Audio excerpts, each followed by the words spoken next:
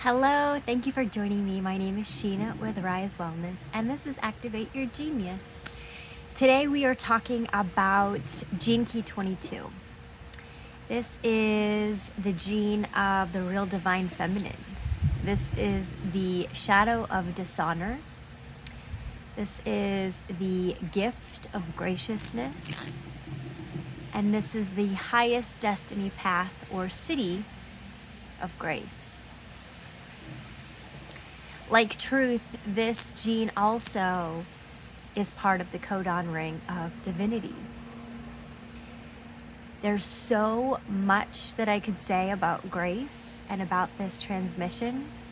In fact, there's an entire Venus sequence within the gene key codes that is a deeper exploration through this gene.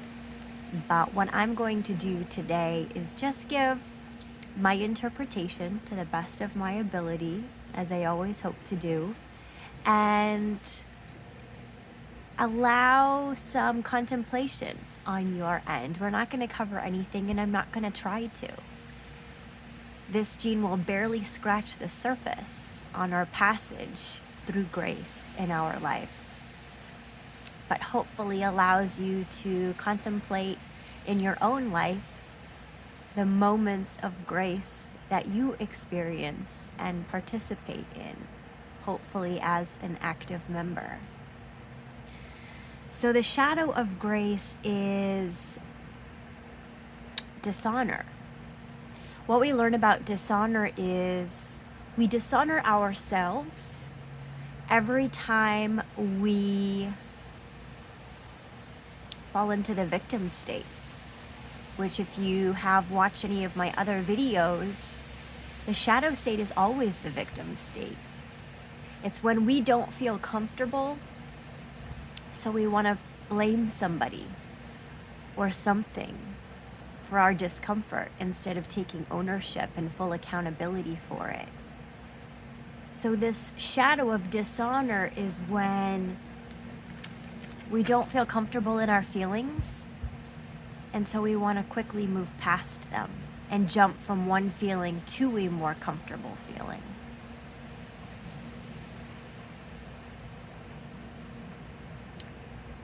The recessive nature of this gene is proper, which I find kind of funny, and the archetype that can be reflected in this gene is the Victorian era, where you have these people in these fancy clothes, seeming so proper and polite and courteous, and yet the real collective frequency around the Victorian era was full of scandal, sexual repression, and inappropriate behaviors. We often see the collective frequencies around the reactive nature of these genes. And the reactive nature on this one is inappropriateness. And as we come to learn about the reactive natures, these are all our repressed emotions being projected onto others. So our inappropriate behaviors are all our inward reflections of a shadow frequency manifested outward.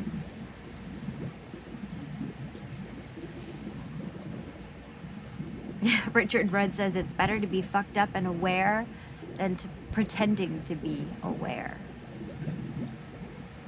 So while this transmission of this gene may invite more opportunities to be polite and courteous, that repressive nature of proper is all about our sexual repression, our dishonor of our true feelings. When I think about this gene, it makes me think about one of the 12 steps in recovery programs, which is taking a moral inventory of our behaviors and how they have made an impact on ourselves and others. This gene is all about accountability. Can you take responsibility for the ways that you have shown up and acted towards others? Are you willing to take responsibility? We're all human, so we all make mistakes. But are you willing to make amends? I think anyone that goes through the 12-step journey is so brave, because the self-discipline that it takes to free yourself from addiction, but to also free yourself with forgiveness from your past mistakes. It's such an honorable thing. So this passage into graciousness really invites us to take full ownership of the way that we have moved through life and treated others. But what I really like about this teaching is that reminder that it all starts with self, that we dishonor ourselves when we numb our feelings. We are so uncomfortable being uncomfortable. And we have all of these people and companies out there that want to promise us these quick fixes to alleviate our discomfort. And this gene invites you to turn them all down and just sit with your discomfort and feel it. And if you've watched my other videos, I hope by now you can see a pattern emerging in all of these low frequencies. We're always invited to feel our feelings all the way through and honor them. This week I haven't been feeling 100%. And I knew that I could relieve my pain with over-the-counter medication. But instead I chose to cancel plans that weren't serving me and take the time to rest. Because when my body is not working optimally, what it's really crying out for is more time to rest and recover, rejuvenate, and heal. Feel the discomfort of the congestion and the tired and aches and pains, and honor myself by getting plenty of rest, hydrating, tending to what I need and my body is telling me that it needs in this moment.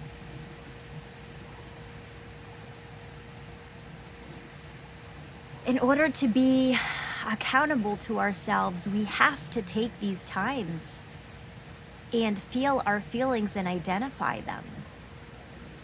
And know what our body is asking of us, or what our feelings are asking for.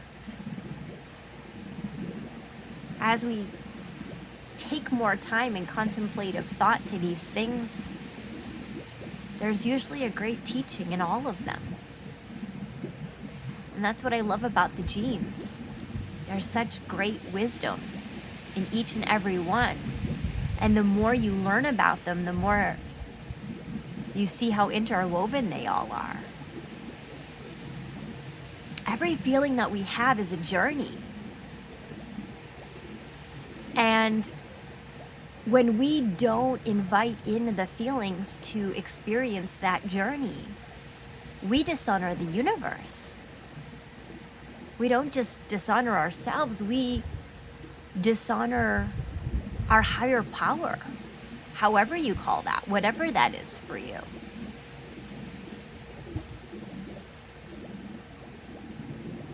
The programming partner of this gene is the 47th gene, which is all about oppression and karma. We're so quick to blame others and want retribution and justice. Even in the movies, we feel like it's an injustice when we come to the end of a film and the character isn't redeemed. We might appreciate the art of the story, but there's something in us that just wants the underdog to win, wants the hero's victory. And when we don't get that, we feel like there's been some sort of injustice. And that's how we move through our own lives as well. It's just wanting that justice.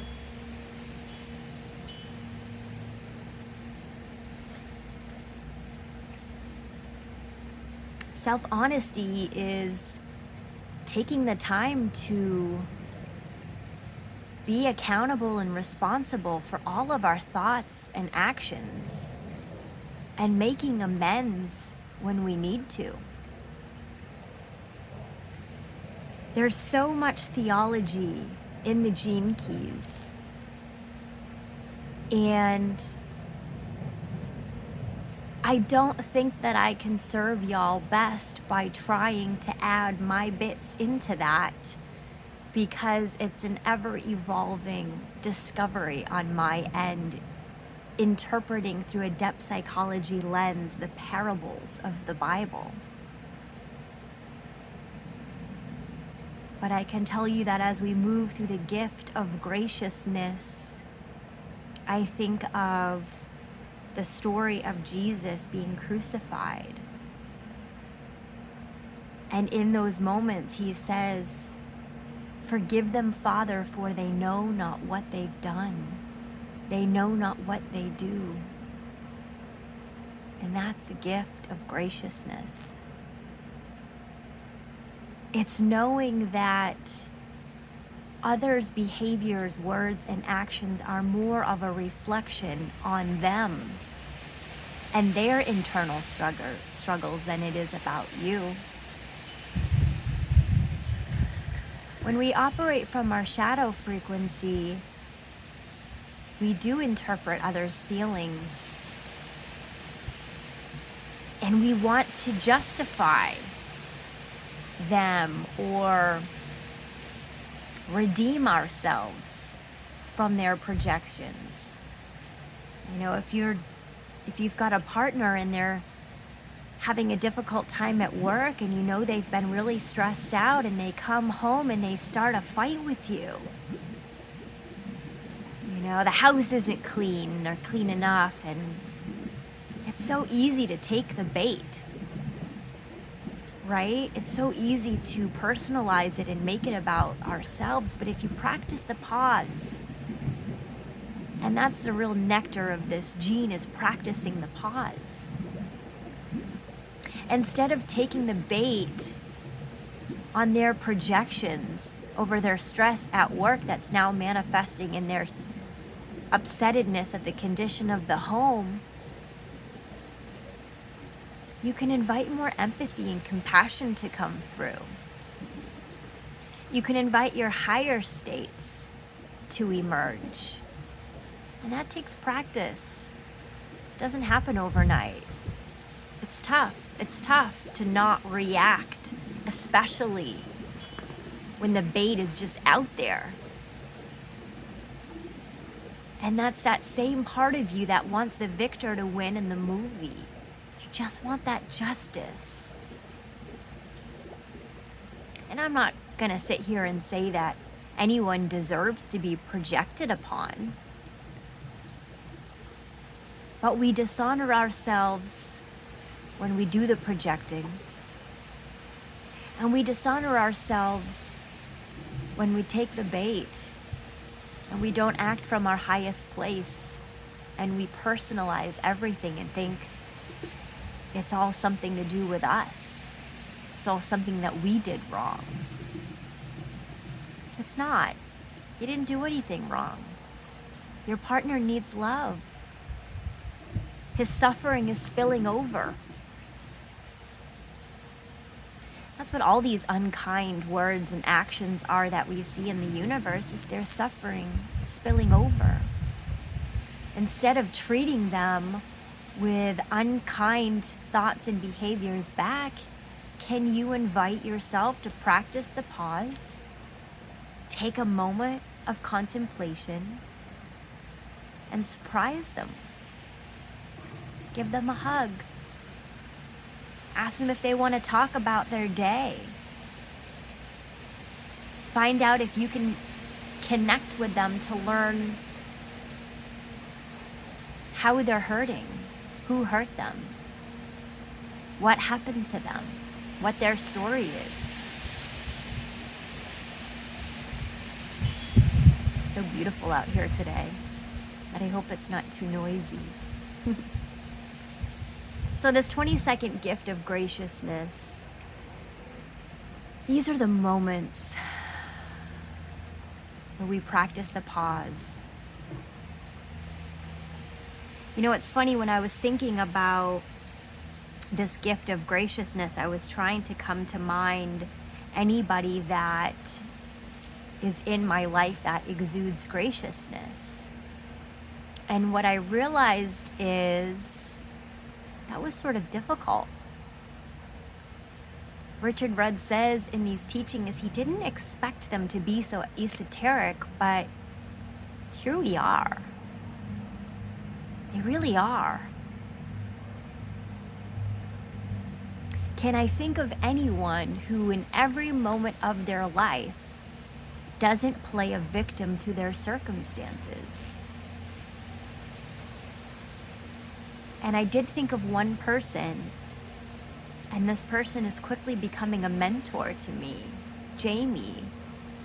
And what I can say about seeing the graciousness in her is that I knew of her before I ever met her. I don't know that there's anyone in my recent years that I've learned so much about their grace, their compassion, their empathy towards others, their consciousness before I ever met. And I was so excited to meet her, and also to learn that she is so luminous. She is so full of grace. And I can easily see why I had learned so much about her character before I ever met her. Because it's so rare that we meet someone like that, that just exudes that aura of graciousness. And that's really what we come to learn about this transmission, is it's exuded in our aura.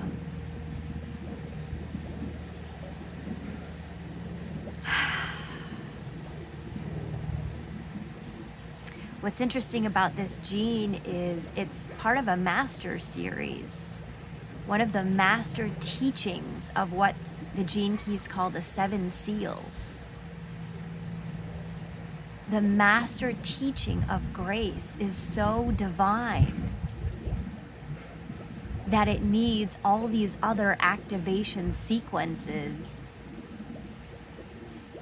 and processes in order to unlock and activate them. The highest destiny path, or Siddhi of grace.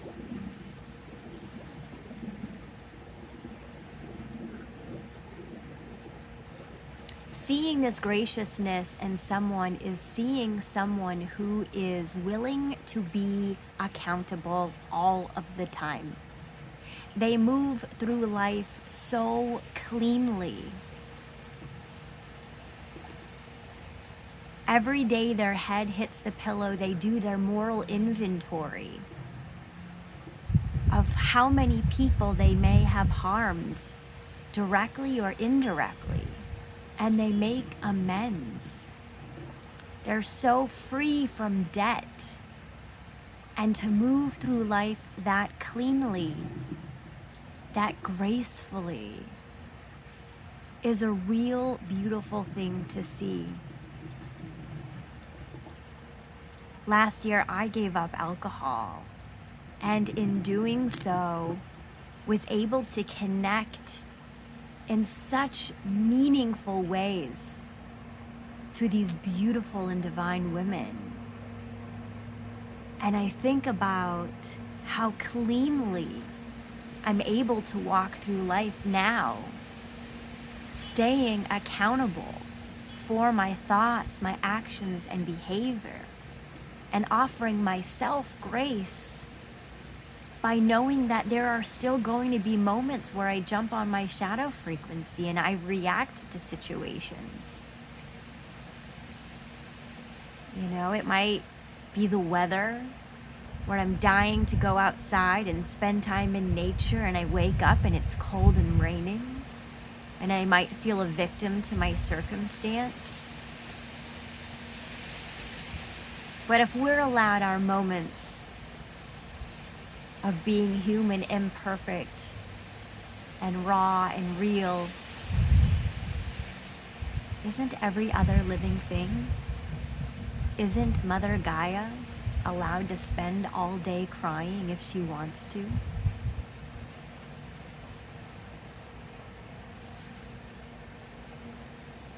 Life will always give you exactly what you need. Your higher power, your God, source, master, creator, Sophia, whoever you want to call it, him or her, is only going to give us exactly what we need. So instead of dishonoring the lessons and the people and obstacles, can we look for the teaching in them instead? In order to move through our lives with more empathy and compassion for others? Instead of personalizing every word and behavior that's directed towards you, can you practice the pause?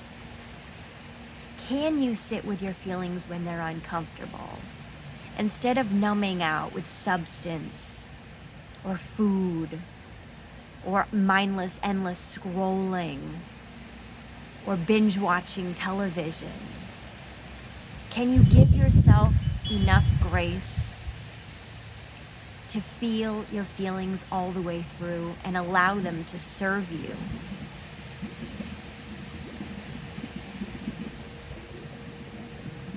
Graciousness exists because of our challenges.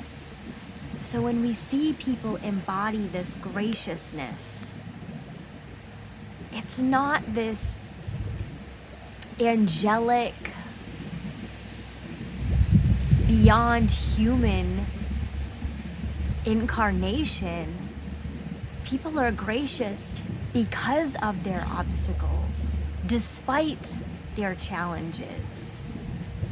In spite of their circumstances, they choose to operate and behave with graciousness. And these people should be treasured. These people are you. In these moments of being gracious, we choose to offer empathy and unconditional love instead of taking the bait and offer judgment and unkind thoughts and behaviors. Graciousness is a human quality. It's just in how we treat people, and it's how we treat ourselves. Remember, we're all connected to the same source. We're all fractals of the same one. Do unto others as you wish others would do unto you. We say that because that's the karma. What you give, you get.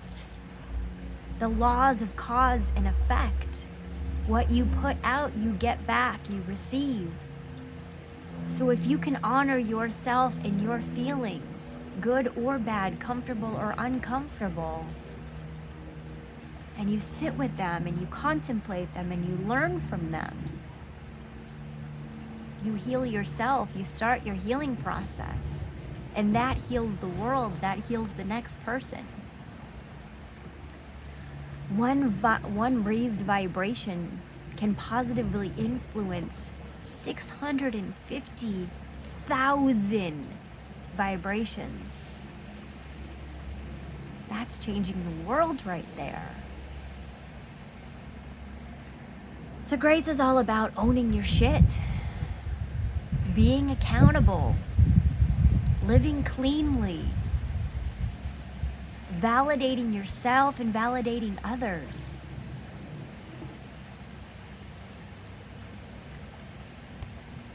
The highest destiny path of grace. Richard Rudd said something like, defining grace would be like counting all the stars in the galaxy. It's impossible. We all have our own versions of what grace is. And I love the way that he describes grace, because grace is moments, a collection of moments. It's all the moments that you are just awestruck. And maybe it is a moment where you see someone being treated unkindly and you watch them practice their pause. You see them take a breath and act from their highest place and respond to something unkind with unconditional love in the times that you do not expect to see it. Those are moments of grace.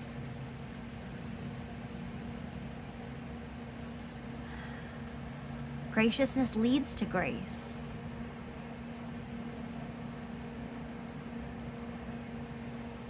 Grace, these just collection of these raw, sweet moments. And sometimes you see them in nature. You see them in children. With this gene so directly correlated with the divine feminine, the things that I keep coming back to in my contemplation are mothers. This divine grace that exists in a nurturing mother.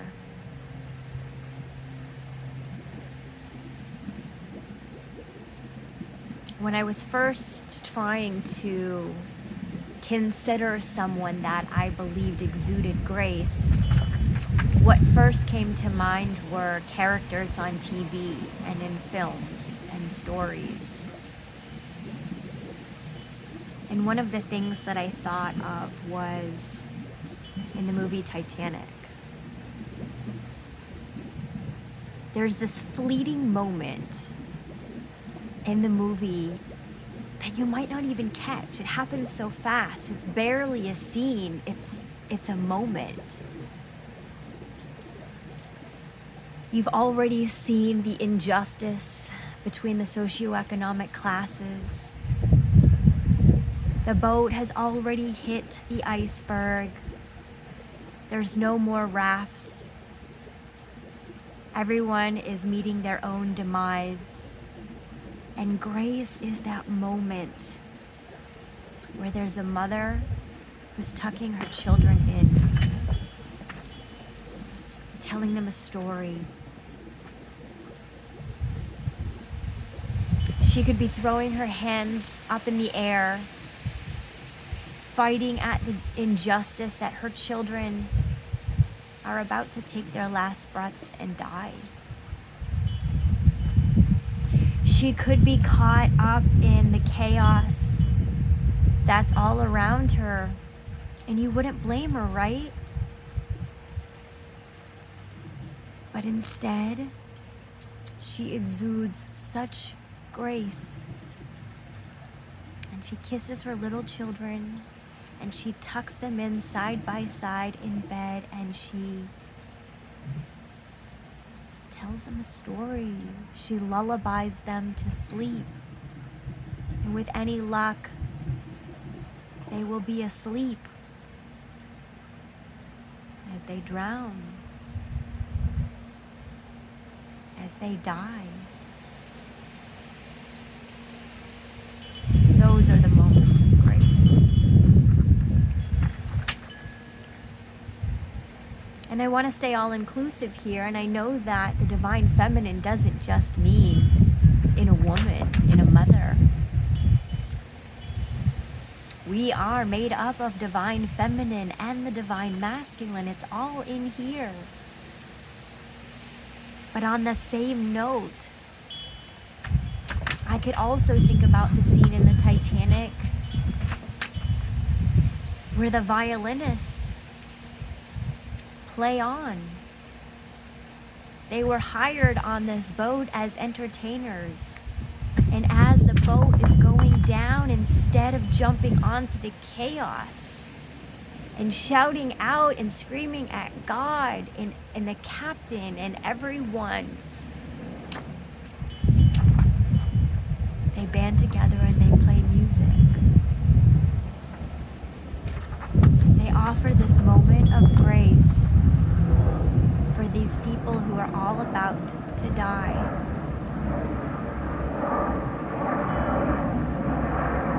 It's powerful, right? When we choose the path unexpected, we choose to act with empathy and compassion, and we surrender to the moment. This transmission is about surrender. Grace is about surrendering. Grace isn't about jumping from happy moment to happy moment. When we live a life full of graciousness, we embrace every moment for what it is. We know that if we're experiencing it right now, then that's what we need to experience. And we surrender to it. We allow ourselves to learn from it. And there's so much ease when we go from jumping to happy moment to happy moment to happy moment. And we express our gratitude for all the moments. It's not happy people who are grateful. It's grateful people who are happy. Because they find the nectar in the little moments, and they celebrate the small victories just like they celebrate the big ones. When you stop jumping from pleasure to pleasure to pleasure, you relinquish your attachment to it. And when you release your attachment to the next great moment, something funny starts to happen. You release the pain as well. What I learned in early sobriety is when you numb your feelings, you don't just numb the good ones, you numb all of them. And one of the things that happens in early sobriety is you get flooded with all of these feelings. And it can be overwhelming at times. But as you start to navigate them and feel them and allow yourself the time and patience to feel them, you start finding a lot more pleasurable moments. And you even start realizing how your addiction, whatever it is, your addiction to work, to relationships, to sugar, to caffeine, to exercise, to drugs, to alcohol, you start realizing how when you numb out the discomfort, you've also numbed out the happiness, the joy, the peace. So as you start digesting this gene, I invite you to think about someone in your life who exudes grace. I invite you to contemplate the moments where you have exuded grace. I invite you to think about the moments that were full of awe for you. And consider if you can find the grace of those times in those moments. I invite you to contemplate your moral inventory. How are you behaving to others? Are you reacting? Are you projecting? Are you acting inappropriate towards others? Are you proper and repressed? So you carry this false illusion of being more polite and courteous than you really are authentically. And what others might be experiencing is a passive aggression. Can you own that? Can you give yourself grace while you explore these things? Can you make amends? It doesn't have to be outward to others. You don't have to call your boyfriend from 6th grade and tell him you're sorry about the breakup, but you can. But can you think about the times in your life that you didn't act from your highest place and offer yourself forgiveness for those moments? Allow yourself to let go of them. Make more space for more grace to come through. Living moment to moment with these small acts of graciousness invites in more gratitude, evokes more peace, and you'll even start to recognize how others respond to you differently.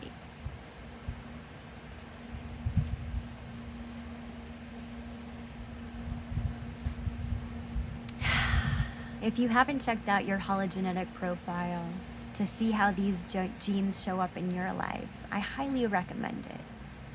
You can go to genekeys.com and you can click on your free profile.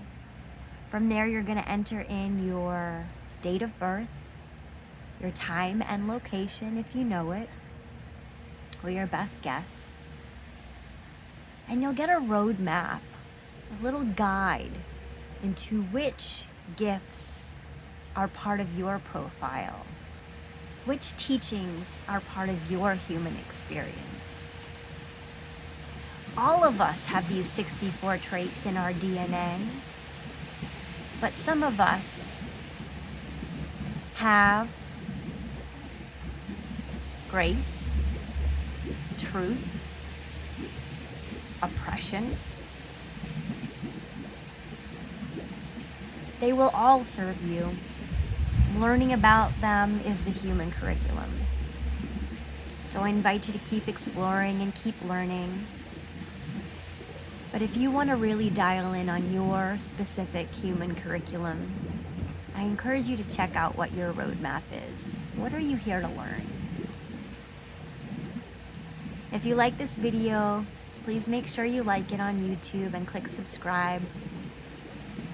Check out my other videos, Gene Key 63, Gene Key 64, and Gene Key 36.